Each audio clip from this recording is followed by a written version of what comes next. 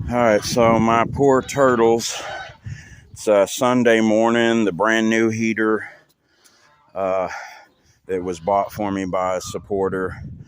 Of course, that one's good. They only had a 1250 watt. That's not really going to be enough to keep up with the big turtle trough. As you can see, it's not even completely de-icing this one. But my poor turtles in here, this tank de-icer, a 1500 watt, it apparently failed last night when I left. When I went in to go to bed, it was working.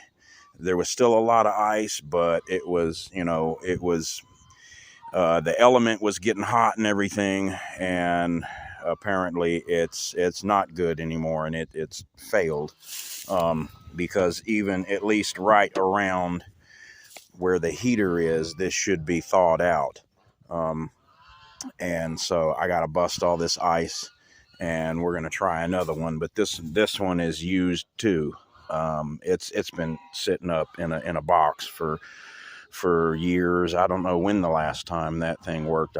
So we're going to find out. May have to get another tank heater. The problem is Tractor Supply was all out of the kind that I needed, and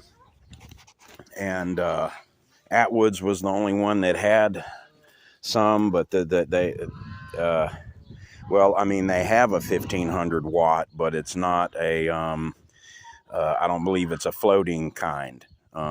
It's for metal tank, and it's not really safe for a plastic tank, so it's gonna like burn a hole in the bottom or something. So I don't know, we're in a little bit of a predicament here. Well, look at what we got here. We got little red ear slider poking her head up. Yep, turtles needs air.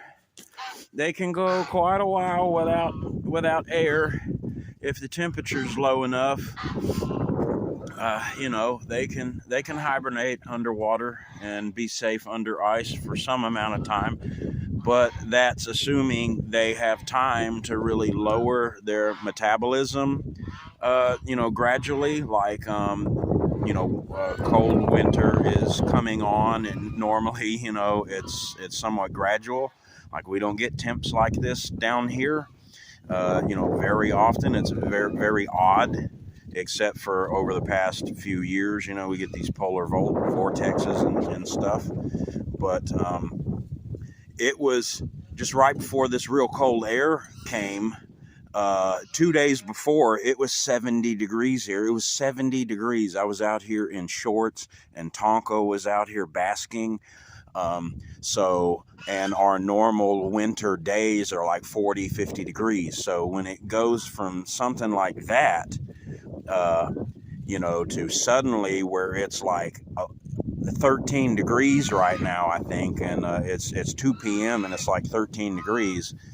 They're not used to that. And, overnight temperatures, 8 degrees. It got here last night.